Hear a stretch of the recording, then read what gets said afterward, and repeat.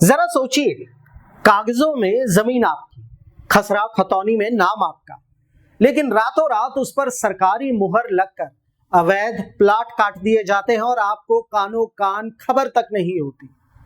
जब तक आपकी नींद खुलती है तब तक आपकी ही जमीन पर दर्जनों लोग अपनी जिंदगी भर की कमाई लुटा चुके होते हैं। सोहना, पटौदी, फरूखनगर और तावड़ू में यही धंधा खुले आम चल रहा था। अब जब पानी सिर से ऊपर निकल गया तब जाकर हमारे सिस्टम यानी department of town and country planning की निंद्रा टूटी है।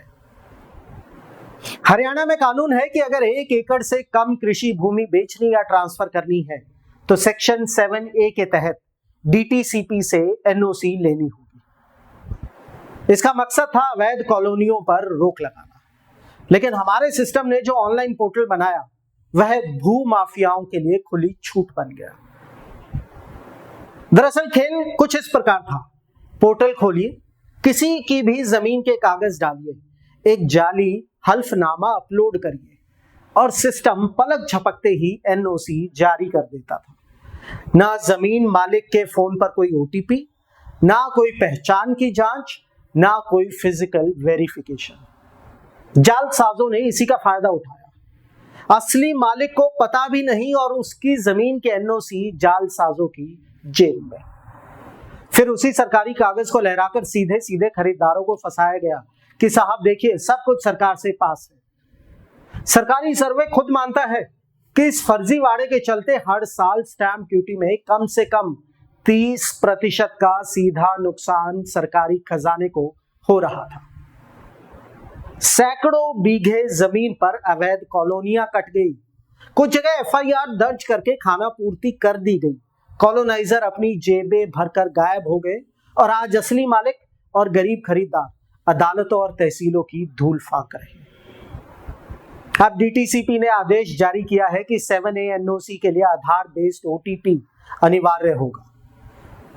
यानी जब तक असली मालिक के फोन पर आया कोड सबमिट नहीं होगा, फाइल आगे नहीं बढ़ेगी।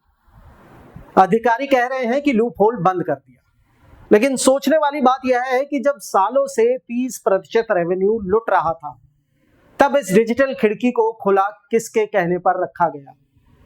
क्या सिस्टम को वाकई नहीं पता था कि बिना किसी वेरिफिकेशन के सरकारी एनओसी बांटी जा रही है? और एक सोचने वाली बात यह भी है कि जिन अफसरों और तहसीलदारों की नाक के नीचे इन फर्जी एनओसीज के दम पर धड़ाधड़ रजिस्ट्रियां हुई, क्या कभी उनकी जवाबदेही तय होगी या हर बार की तरह सिर्फ खरीदार और किसान ही पिसते रहेंगे? अगर आपकी या आपके किसी परिचित की जमीन इस इलाके में है तो अपने दस्तावेज और इंतकाल तुरंत जांच लीजिए, क्योंकि इस सिस्टम में जमीन आपकी तब तक ही सुरक्षित है जब तक किसी माफिया की नजर उस पर नहीं पड़ी। आपको क्या लगता है, क्या सिर्फ एक ओटीपी से हरियाणा का जमीन माफिया रुक जाएगा? अपनी राय कमेंट्स में जरूर दीजिएगा। मैं परवेश बामल, स्टोरीज ऑन स्पॉटलाइट के लिए जय हिंद। चुनावी वादों का वड़ा पाव, अर्थव्यवस्था का भरता, गर्मा गर्म मुद्दों का चटपटा विश्लेषण, व्यंग का तड़का with a bit of serious discussion. हर हफ्ते special episodes, stories on spotlight with Parvesh Bamil, only on Rapid Leaks YouTube channel.